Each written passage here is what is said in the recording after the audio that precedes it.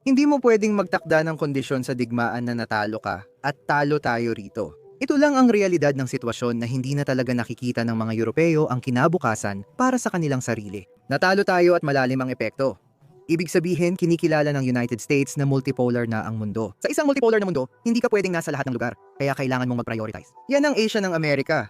Kaya kung lilipat ka roon, kailangan mong iwan ng ibang lugar at gusto nilang iwan ng Europa. Hindi na natutugunan ng European Union ang malinaw na ekonomikong interes ng mga miyembrong bansa nito. Sa pagputol nila ng ugnayan sa Russia, pati na rin sa China, paglayo sa mga Indian, at ngayon ay tila kinakalaban na rin ang mga Amerikano, nagiging pabigat na sila para sa European Union. Si Professor Glenn Disen mula Norway ay isa sa pinaka-credibling boses sa Europa tungkol sa tunggalian ng Russia at Ukraine at nagsusulong ng katotohanan, transparency at makatuwirang pag-iisip. Patuloy gumagawa ng desisyon ang mga leader ng Europa na laban sa sarili nilang interes at nagpapahaba sa digmaang dapat sana'y tapos na noon pa. Panoorin mo ang clip mula kay Kaja Kallas, Vice Presidente ng European Commission, na ipinagmamalaki ang pagharang sa mga bansang Europeo na makipag-usap sa Russia. Hindi ko ito pwedeng sabihin ng hayagan dito pero nagawa kong kumbinsihin ang ilang bansa na huwag makipagpulong kay Putin. Kailangan talaga nating makipag-ugnayan palagi sa mga ikatlong bansa para ipaliwanag kung ano ang nakataya. Minsan nakikinig sila, minsan mas matibay ang ugnayan nila sa mga Ruso. Hindi ko alam bakit kasi madalas mas malaki ang binibigay nating pera sa kanila. Tayo ang pinakamalaking trading partner nila sa ngayon, mas malaki pa kaysa sa Russia, pero sa kung anong dahilan naniniwala pa rin sila. Gaya ng ibinahagi ni Professor Dyson sa post na ito sa X, kapag ang pinakamataas mong diplomat ay hindi naniniwala sa diplomasya, mas malamang na magdulot ito ng digmaan. Ngayong episode, pag-uusapan natin kung paano maaaring bumalik sa Europa ang desisyon nilang kumpiskahin ang sovereign funds ng Russia at magdulot ng pagbagsak ng European Union. Bakit nawawalan ng pasensya si Donald Trump sa Europa at binabago ang relasyon ng United States at bakit may ilang bansang Europeo na gustong umalis sa European Union? Mahalaga ang yugto ng kasaysayan ngayon at ang talakayan natin tungkol sa Ukraine at epekto nito sa hinaharap ng Europa ay isa sa pinakamaganda. Simulan na natin. O lahat, ikinararangal kong muling tanggapin dito sa studio si Professor Glenn Dison mula sa Norway. Isa siya sa pinakamagagaling na tagaloob. Tungkol sa digmaan ng Russia at Ukraine at mga usaping Europa. Dumadating kami sa inyo sa mahalagang panahon ng relasyon ng Europa habang nagpapatuloy ang digmaan sa Ukraine. Alam mo, talagang papunta na ito sa isang critical na punto, pakiramdam ko. Mas malaking balita para sa akin ang pagkakabahabahagi ng relasyon ng Estados Unidos at Europa. Professor, welcome sa studio. Excited ako sa usapan natin ngayon. Salamat sa pag-imbita, masaya akong nandito. Tama, Professor Dison, alam mo na. Ngayon, na-freeze na ng Europa ang mga asset ng Russia at pinag-uusapan na gamitin ang mga ito bilang collateral para pondohan ang Ukraine. Pagbabayad lang kung matalo ang Russia. Legal at geopolitical, lampas na ba ang Europa sa puntong di na pwedeng balikan? Oo, malaki na ang nawala. Kinuha na nila ang pera. Pero kailangan ding sabihin na hindi sila nagkaroon ng konsensus sa loob. Kaya napilitan silang magkasundo sa halos 70 bilyong pautang na garantisado ng mga miyembrong estado. Maraming bansang Europeo, lalo na ang Belgium, ang natatakot dito dahil sa Euroclear na nasa Belgium. Kaya kung kukunin nila ang pera, sila ang mananagot. At ayon sa mga abogado ng Euroclear mula sa Belgium, hindi ito legal. Kaya kinikilala nila mismo na ito ay illegal. Hindi mo pwedeng basta kunin ang sovereign funds ng ibang bansa. Dapat obvious na ito. Para sa mga sumusubaybay sa Europa, madalas nilang sabihin kung ano ang tama. Lagi nilang sinasabi, ito ang tamang gawin. Ganun lang, malaki ang pinsalang ginawa ng mga Ruso sa Ukraine. Ngayon, tama lang na sila ang magbayad para dito. Maganda pakinggan ang mga normatibong argumento. Pero sa totoo lang, paano kung lahat ay gagawin ito sa isa't isa? Lahat ay magsisimulang kumpiskahin ang mga ari-arian ng Amerika sa buong mundo. Dahil, alam mo na, bilang kabayaran para sa alinman sa mga digmaan na yon. O kumpiskahin ang pondo ng mga Europeo na minsan ding nakikidigma. Wala nang international na sistemang pinansyal kaya bumabagsak lahat. Dahilan din ng pagsira ng European Union sa sarili. Kung gagawin nito ito, sisirain din niya ang sarili dahil inaapi na niya ang iba nitong miyembro. Tandaan ninyo na noong ipinag-freeze nila ang perang ito, ang dahilan kung bakit bumoto ang mga bansa na i-freeze ito sa loob ng European Union ay dahil papayagan silang bumoto tungkol dito tuwing 6 na buwan. Tinanong kung dapat panatilihin ang mga sanction. Sabi ng European Union, may emergency powers kami, walang botohan, frozen ito hanggat di lahat pumapayag na palayain. Ibig sabihin, mababawi lang ang mga asset ng Rusya kung papayag ang mga bansang tulad ng Estonia. Ibig kong sabihin medyo matindi ito. At sa tingin ko bahagi ng layunin dito ay ang panatilihing frozen. At para na rin mapanatili ang digmaan. Sabi nila, hindi ibabalik ang pera sa Rusya kahit may kasunduang kapayapaan.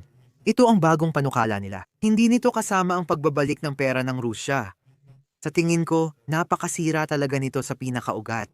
Oo, sa tingin ko rin, sa palagay ko, interesting dito na sa United States media, una nating nakita ang headline na may malaking pagkakaisa mula sa Europa. Alam mo, lahat ay nag-freeze ng mga asset na ito at magpapatuloy sila. Pero bigla na lang nagkaroon ng malaking hakbang mula sa Belgica na malinaw na nagsabi, alam mo, sandali lang, tayo ang mananagot dito. Tulad ng sabi mo, maapektuhan ang kredibilidad ng pundasyon pati ng Europa at Estados Unidos.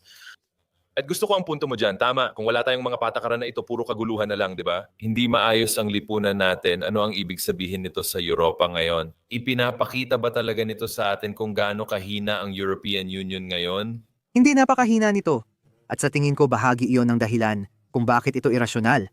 At isa pang punto tungkol sa pagiging irasyonal, ang buong argumento na kanilang ginagawa. Makukuha natin ang perang ito dahil hindi natin hahayaang matapos ang digmaan nang hindi nagbabayad ng danyos ang mga Ruso. Ibig sabihin, kailangan nilang ibigay ang pera.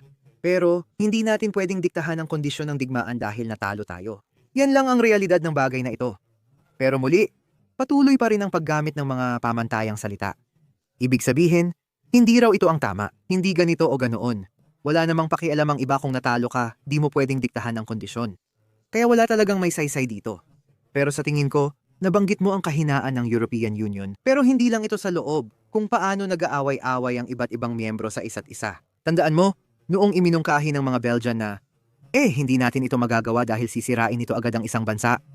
Makikita mo agad ang mga headline sa politiko na sinasabing, ang Belgium ang pinakamahalagang asset ni Putin.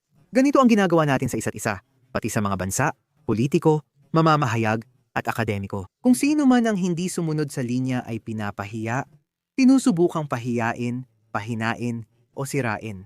Medyo agresibo ito pero sa palagay ko, sa pinakapuso ng lahat ng ito ay hindi na talaga nakikita ng mga Europeo ang kanilang kinabukasan. Ganyan ang sitwasyon sa multipolar na mundo. Alam mo, kung natalo sana natin ang mga Ruso, makakabuo tayo ng isang 100,000 na malakas na hukbong Ukrainyano na magsisilbing panakot laban sa Russia at panangga laban sa mga Ruso. Mas patitibayin nito ang presensya ng Amerika sa Europa at ang pakikipag-partner ng United States at Europa para sa mga Amerikano. Sino ang tagapamagitan para hindi mag-away ang mga Europeo?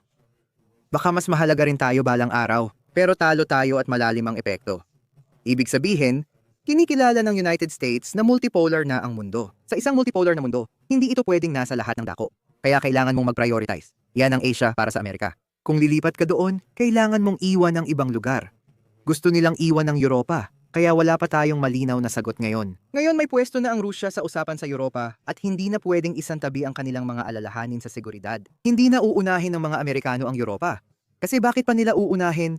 Alam mo yon, gusto nga nilang lumayo sa Europa. Kaya kailangan nilang dahan-dahang umatras. Pero ayaw rin nilang sumali sa bagong pambansang estratehiya sa seguridad. Nilinaw nilang ayaw na nila ng dagdag na pagpapalawak ng NATO, na may saysay din. Mas palalalimin lang nito ang pangako ng Amerika sa Europa at itutulak ang Russia na lumapit sa China. Na pangunahing kakumpetensya. Para sa United States, wala nang saysay ito. Para sa United States, mainam na aminin ang pagkatalo sa digmaan at ipaubaya na lang ito sa mga Europeo. Pero magiging napakasama ang Europa pagkatapos ng digmaan. Professor, pwede po bang malaman ang update natin sa digmaan? Alam mo, sa oras ng pagre-record na ito, ilang linggo na lang at 2,026 na. Ibig kong sabihin, alam mo, malinaw naman na hindi nagsimula ang digmaang ito, 3 taon na ang nakalipas. Ibig kong sabihin, ang sigalot na ito ay talagang, alam mo, maaring ang pinagmulan at ugat nito ay nagsimula pa noong pagbagsak ng Soviet Union. Doon nagsimula ang maraming problema ng Russia at Ukraine. Sigurado, sa tingin ko halos lahat ng tao panig ka man sa Ukraine o Russia. Ibig kong sabihin, halos lahat ay nagkakaroon ng parehong conclusion. Pero ano na ba ang nangyayari ngayon sa labanan? Pwede mo ba kaming i-update kung nasaan na tayo sa digmaan ngayon? Sige, kung maaari ka lang magbigay ng mabilis na komento. Dahil sinabi rin niya, suportahan ng Ukraine. Dahil iyon din ay, sabihin na nating mabigat na termino. Dahil ang mga taong nagsulong ng ilang mga polisiya sa ngalan ng pagsuporta sa Ukraine, ang siyang sumira dito. Para sa mga tulad ko, na sa nakaraang 20 taon ay nagbabala.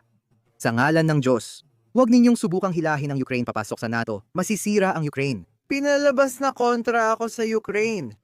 Sana ang mga mungkahi ko ay magpigil ng digmaan at manatiling bahagi ng Ukraine ang Crimea. Tingin ko bumabalik nga ito gaya ng sabi mo nagsisimula sa dulo. Pagkatapos bumagsak ang Unyong Soviet at naging malaya ang Ukraine, laging may panloob silang pagkakahati dahil sa lapit nila sa Russia. Ibig sabihin, dalawa ang talim ng tabak na yan. Para sa iba, banta ito sa soberanya nila dahil laging may anino ng Russia sa kanila. Pero para sa iba, ibig sabihin nito ay magkapatid silang mga tao at dapat ay magkalapit sila hanggat maaari. Lagi nilang inaayos ang isyu ng soberanya at nagkakompromiso sila. Sa silangan at kanluran ng Ukraine, basta malaya ang bansa. Pero hindi tayo pwedeng maging kontra Rusya. Hindi yun pwedeng maging pundasyon ng ating pambansang pagkakakilanlan. At parang gumana naman yon sa loob ng ilang panahon. Nahati rin ang Ukraine sa Europa. Nasa gitna sila ng silangan at kanluran. Nahati ulit ang kontinente matapos ang Cold War. Nang pabagsakin ng NATO ang gobyerno noong Pebrero 2000 at 14 agad nilang kinontrol ang mga ahensya ng intelihensya, kaya naging proxy ang Ukraine sa muling nahating Europa. Sa tingin ko doon talaga nagsimula. Sige, balik tayo sa labanan. Napaka-dishonest ng media. Ipinapakita nila ito na parang maneuver warfare. Tinitingnan lang nila ang mapa. O tingnan mo, kaunti lang ang nabago sa mapa pabor sa Russia. Hindi tayo nananalo. Siyempre hindi, malaki ang kabayaran nila. Pero kaunti lang ang teritoryong nakukuha nila. Sa totoo, ito ay digmaan ng pag-ubos na ang teritoryo ay dumarating lang sa huli. Binibigyang diin ko rin, bakit sasalakayin ng mga Ruso ang matitinding pinatibay na posisyon ng mga Ukranyano? Alam mo na, may mga trinsera sila, mahusay silang sinanay, at mahusay ang kanilang armas. Kung ganoon, malaki ang magiging bilang ng mga nasawi. Ang digmaan ng pag-ubos ay tungkol sa kung sino ang unang mauubos o mapapagod. Kaya hindi mo sinasayang ang iyong mga tao at kagamitan. Para muling makuha ang teritoryo, hindi talaga tungkol sa teritoryo iyon. Isa lang iyon sa mga sintomas o bunga. Kaya ang nakita mo sa buong digmaan ngayon, halos buwan-buwan, ay ang pagtaas ng antas ng pag-ubos na pumapabor sa Russia. Malaki na ang problema ng Ukraine sa kakulangan ng tao, pagkalugi sa harapan, at kakulangan sa kagamitan. Nangingibabaw ngayon ang mga Ruso gamit ang artilyeriya, drone, lakas ng himpapawid, at glide bomb. At lahat ng ito ay nagdudulot ngayon ng mga bagong problema. Ibig sabihin, kulang sila sa tao at mababa ang morale kaya lalong hirap mag-recruit. O, pwede silang gumamit ng mas marahas na pagre-recruit. Pero lalo lang lumalakas ang pagtutol ng lipunan. Kung pipilitin mong pumunta sa unahan ang mga tao, maraming tatalikod at lalala pa ang pag-alis, pati ang iba pang epekto. Kapag tumatakas ang mga tao sa labanan, mas madaling mapasok at palibutan ng mga Ruso ang iba't ibang lugar at wasakin ang malalaking grupo ng tropa. Kaya kapag may problema ka, nagsisimulang magkahati-hati ang lahat. At nakikita mo ito sa puwersang militar, ekonomiya, pati na rin sa international na suporta. Habang natatalo ang Ukraine sa digmaan. Sabi ko nga, sino gustong tumaya sa talo ng kabayo? Ngayon umaatras ang mga Amerikano at nagpapanggap bilang tagapamagitan para paglapitin ang mga Europeo, Ukrainians at Ruso. Kaya hindi, sa tingin ko, mabilis na nabubunyag ang lahat ng bagay. Hirap akong paniwalaan na aabot pa ang digmaan hanggang lampas.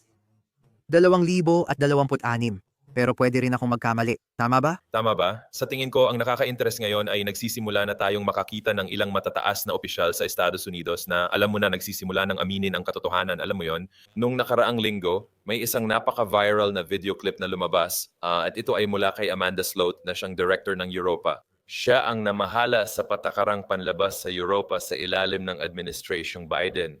Ngayon, inamin niya sa isang podcast na noong unang bahagi ng 2022 nilabas namin ang ideya na kung hindi sasali ang Ukraine sa NATO, baka naiwasan ang digmaan.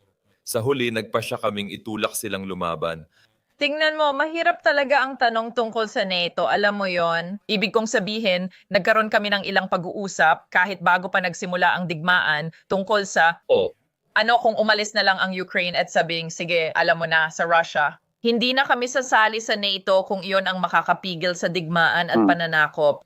Nasa puntong yon, baka nga nakatulong na yon. Alam mo, may tanong talaga, halos 3 taon na ngayon. Alam mo, mas mabuti kaya sana kung ginawa na yon bago pa nagsimula ang digmaan. Mas okay sana kung ginawa na yon sa usapan sa Istanbul. Siguradong napigilan sana nito ang pagkasira at pagkawala ng mga buhay.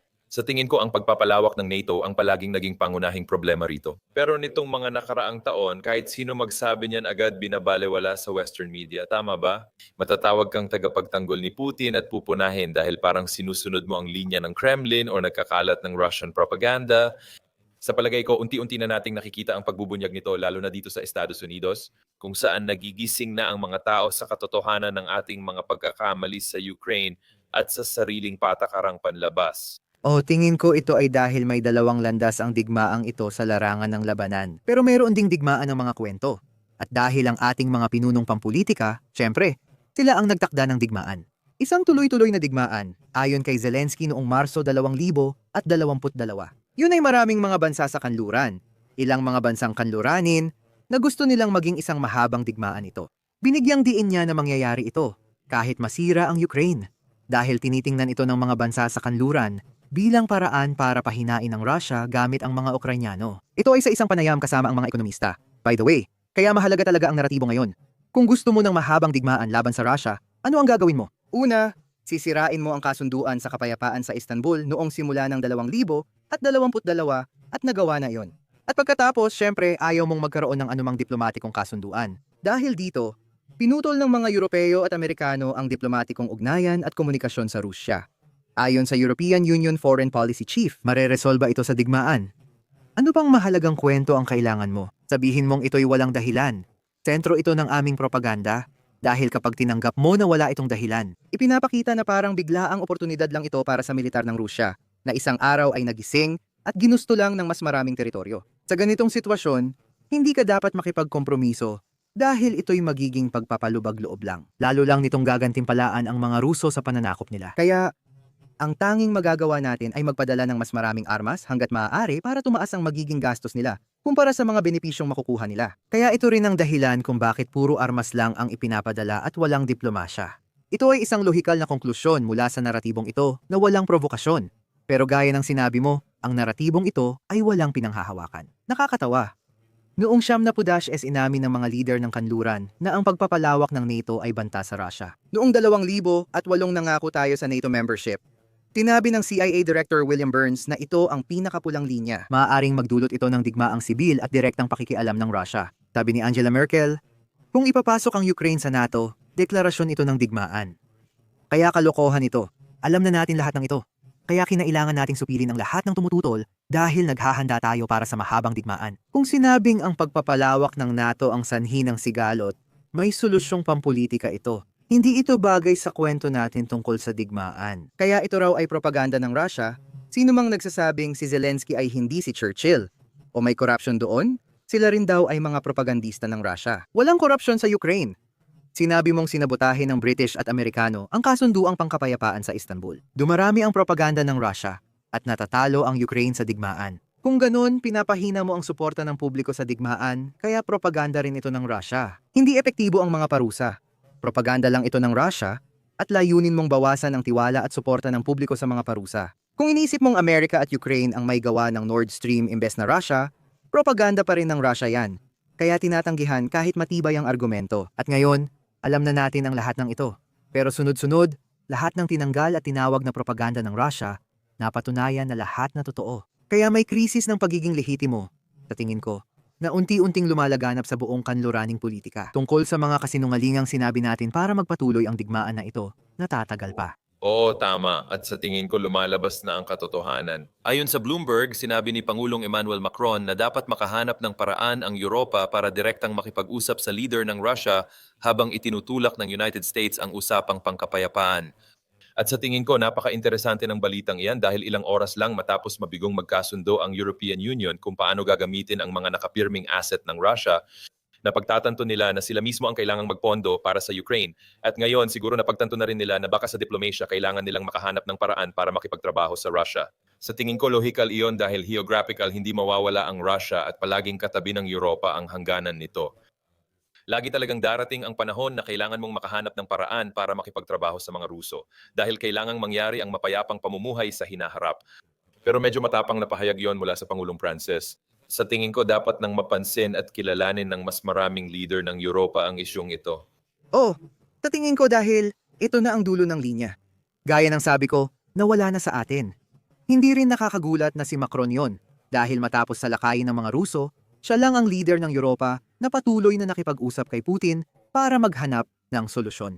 Pero muli, napahiya siya ng matindi ng mga politiko at Western media na sinabing dapat ihiwalay si Putin at huwag kausapin. Ito ang ipinagmamalaki ng European Union Foreign Policy Chief na si Kaja Kallas. Alam mo yon? Oh, hindi kami nakikipag-usap sa Russia dahil si Putin ay isang war criminal? Hindi kami nakikipag-usap sa mga war criminal. Ipinagmamalaki pa niyang hikayatin ng ibang bansa na putulin ng diplomasya. Dapat mong maintindihan, ito ang iniisip ng mga leader ng Europa at ng media natin. Ito ay tanda ng moralidad at kabutihan. na habang daan-daang libong kabataang lalaki ang namamatay sa mga trinsera, binoykot nila ang diplomasya. Ayaw nilang kausapin ang Rusya dahil akala nila mabuti ito. Pero para sa akin, naging alanganin ang posisyon ng Europa. Ibig sabihin, gusto nilang makasali sa negosasyon pero ayaw makipag-usap sa Rusya. Ito ang kakaibang kontradiksyon kaya nauwi sa ganitong sitwasyon. Parang purong komedya sa nakaraang 4 na taon. Mayroon silang mga peace summit kung saan nagkikita sila mula Denmark hanggang Saudi Arabia, pero hindi nila iniimbitahan ang mga Ruso. Umuupo lang sila at pinag-uusapan kung gaano kasama ang Russia, paano magpadala ng mas maraming armas, at kung maganda bang hatiin ito sa maraming bansa. Ibig kong sabihin, nakakahiya talaga at nakikita mo rin ang pareho. Ngayon, ang mga Europeo ay nakikipag-usap kay Zelensky at sa mga Amerikano sa Berlin. Hindi ito negosasyon. Basta nakaupo lang sa mesa kasama ang mga sang-ayon, walang saysay ito. Kaya ulit, hindi ang mga Ruso ang tumigil sa diplomasya, ang mga Europeo at ang mga Amerikano ang gumawa noon. Noong 2022 pa. Pwedeng tawagan ng mga Europeo ang Moscow kahit kailan, gaya ng sinabi ni Pangulong Putin. Hindi sila ang huminto sa diplomasya. Kung tumawag ang Europeo, bakit kakausapin agad? Dapat may maitama muna. Nilubog natin ang sarili sa maling mga kwento, kabaliwan, at matinding galit sa mga Ruso. Oh, maliit talaga ang puwang para gumalaw. Baka ito ang tinutukoy ni Macron ngayon. Binibigyan natin ang sarili ng mas maraming puwang para ituloy ang mga interes natin at hindi na lumaban sa digmaang talo na. Professor, nais ko pong talakayin sandali ang ugnayan ng Europa at Estados Unidos. Sa mga nakaraang buwan, nakita natin na lumalayo ang Estados Unidos at si Donald Trump mula sa Europa. Ibig kong sabihin, marami ng mga ulat na nagsasabing ang transatlantic partnership na ito na tumagal ng maraming dekada talaga. Pagkatapos ng ikalawang digmaang pandaigdig, malinaw na magkaalyado ang Europa at Amerika. Ngayong 2025, nakita natin ang pagkakabiyak ng relasyon at pag-atras ng Estados Unidos. Gusto kong makuha ang opinion mo bilang isang Europeo at kung paano mo tinitingnan ang Estados Unidos at kung paano mo tinitingnan si Donald Trump at ang patakarang panlabas ng United States. Ano sa tingin mo ang magiging kinabukasan ng relasyon ng Europa at Estados Unidos at ano ang nararamdaman mo bilang isang Europeo habang iniisip ito? Sa tingin ko, kailangan talagang baguhin ito. Sa pinakaugat, sa tingin ko, papunta tayo sa lumalaking tensyon sa pagitan ng, kung hindi man labanan, hindi armadong labanan, pero labanan sa pagitan ng Estados Unidos at Europa. Hindi kailangan mangyari iyon. Pero kung hindi natin ilalayo ang relasyon sa nakaraan, mauuwi ito sa galit at abuso. Kailangan natin ng maayos na paghihiwalay para maging mabuting magkapitbahay. Sinasabi ko ito dahil nagbago na ang pundasyon ng relasyon. Tandaan, maraming gustong iugnay ang lahat kay Donald Trump. Inanunsyo ni Obama ang pagtutok ng Amerika sa Asya noong 2016 o baka 2015, pero hindi ako sigurado. Nakalimutan ko na ang eksaktong petsa, pero si Pangulong Obama ang nag-anunsyo nito. Kailangan mong lumihis mula sa isang lugar, at iyon ay mula sa Europa. Bakit nga ba lilihis ang Estados Unidos papunta sa Asya? Aminado sila sa pag-angat ng Asya, kaya mahalaga ito. Kaya sa tingin ko, kailangan mong suriin ang dati ninyong relasyon. Ano ang dahilan ng pagkakaisa? Bakit masyadong nag-overlap ang mga pambansang interes? At bakit nagbago na ito ngayon? Nang magsama ulit ang politikal na kanluran, matapos ang ikalawang digmaang pandaigdig, lumitaw ang bipolar na kaayusan, dalawang sentro ng kapangyarihan at magkalabang ideolohiya. Ito ang naging pundasyon ng pagkakaisa ng kanluran sa pagtutol at pagtatanggol laban sa Soviet bloc. At pagkatapos, syempre, naging maganda ito para sa pagkakaisa kahit papaano. Malaki ang naging benepisyo ng mga Europeo. Maganda ang kasunduan namin sa kalakalan sa United States, tinulungan nilang itayo muli ang Europa at sinuportahan ang aming seguridad. Pagkatapos, syempre, dumating ang kawalang katiyakan matapos mawala ang Soviet Union. Ibig sabihin, kung wala na tayong kinakaharap na banta mula sa Soviet, ano ang dapat magbuklod sa atin? Kaya nagpanukala tayo ng bagong misyon.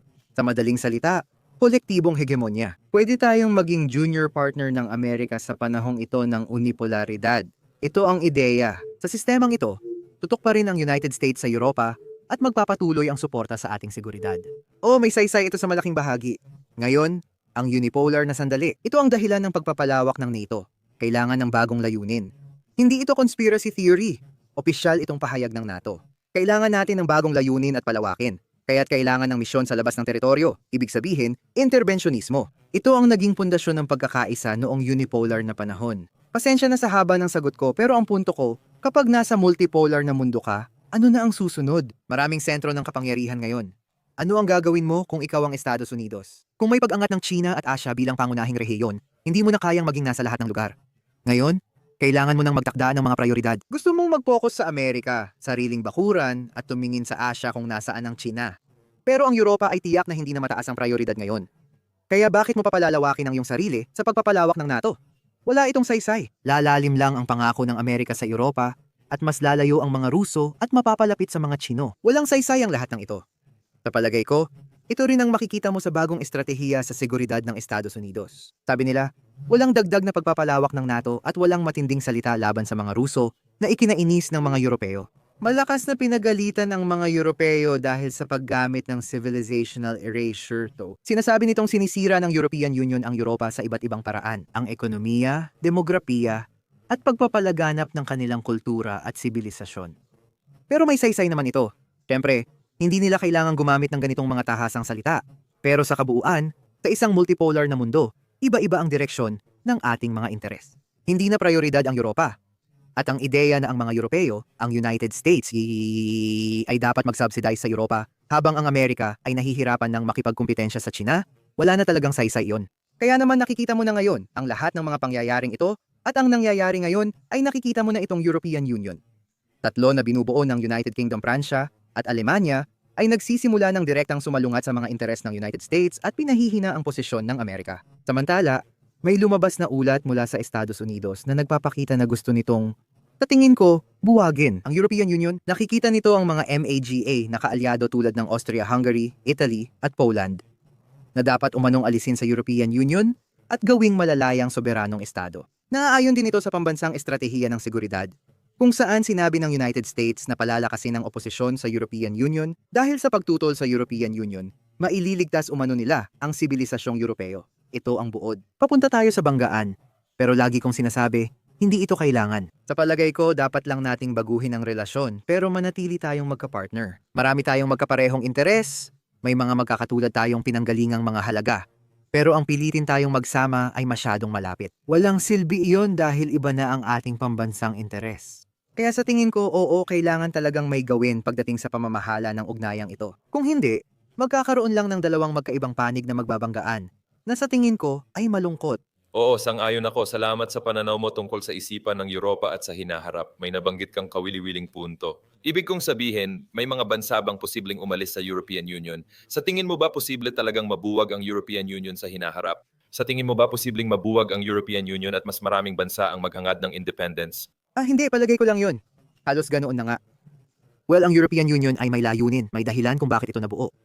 Maraming dahilan para suportahan ang European Union bilang isang geo-economic na bloc. Pinapayagan nito ang 27 miyembrong estado, maliliit at katamtamang laki ng mga bansa, na magsama-sama para sa mas malakas na collective bargaining power. Malaki ang impluensya nito sa sariling rehiyon. Maaaring subukang makamit ang kapantayan sa United States gaya noong 20 taon na ang nakalipas, pero hindi na ngayon, at kahit paano ay maging kapantay ng mga Tsino. Sa ideal na sitwasyon, alam mo na, magkaroon ng mas balanseng ugnayan. Pangkalahatang ideya ito, ngunit di na natutugunan ng European Union ang malinaw na ekonomiyang interes ng mga miyembro. Tama, dahil sa pagputol nila ng ugnayan sa Russia, unti-unti na rin sa China, paglayo sa mga Indian, at ngayon ay parang kalaban na rin ang mga Amerikano, na nagiging pabigat na sila para sa European Union. Tandaan mo na kapag pumunta ang German Chancellor sa China, gusto niyang makipagkasundo para sa ilang mga kasunduan. At pagkatapos, syempre, sinusundan siya ng European Union, na nagbabanta sa China ng mga parusa at kung ano-ano pa. Sa tingin ko, ang European Union ay hindi nakapakipakinabang, kaya ito ang problema. Tinawag ito ni Ursula von der Leyen na Geopolitical Europe. Ibig sabihin layunin ng European Union na magsama-sama laban o pantayan ang Russia. Ang problema, kung ito na ang misyon ng Europa, hindi na nito kayang maghatid ng mga ekonomikong interes. Kailangan natin ng enerhiya mula sa Russia para mas maging masagana ang kontinente. Kung wala ito, parang galit lang sa Russia ang nagkakaisa sa Europa. Hindi ito magtatagal dahil mahina ang pundasyon sa tingin ko. Habang umaalis ang Estados Unidos bilang tagapakalma, muling magkaiba-iba ang mga interes ng Europa. Walang parehong interes sa ekonomiya, panlabas na pulisiya, o seguridad ang Gresya, Latvia at Ireland dahil magkaiba sila at may sari-sariling layunin. Kaya sinusubukang pilitin ng lahat, isang-iisang pulisiya para sa lahat. Sa tingin ko, ang mas malalim na integrasyon ay magkakaroon ng malaking epekto. Professor, salamat sa oras mo. Lagi akong naengganyo kapag kausap kita. Malawak ang kaalaman mo sa kasaysayan at totoong pangyayari at pinahahalagahan ko ang ginagawa mo, ang galing mo. May YouTube channel at Substack ka. Ilalagay namin ang mga link sa baba ng description para sa mga manonood. Kung nais niyong mas malaman ang tungkol sa Europa, patuloy naming babantayan ang kwentong ito. At Professor, maraming salamat muli sa iyong oras at inaasahan naming muli kang makabalik sa programa sa lalong madaling panahon. Oh, salamat at paki-follow ang YouTube ko. Marami akong magagaling na panauhin kasama ka. Salamat. Salamat sa pagsama mga kaibigan, mag-iwan ng komento at sana magkita tayo ulit sa susunod na episode.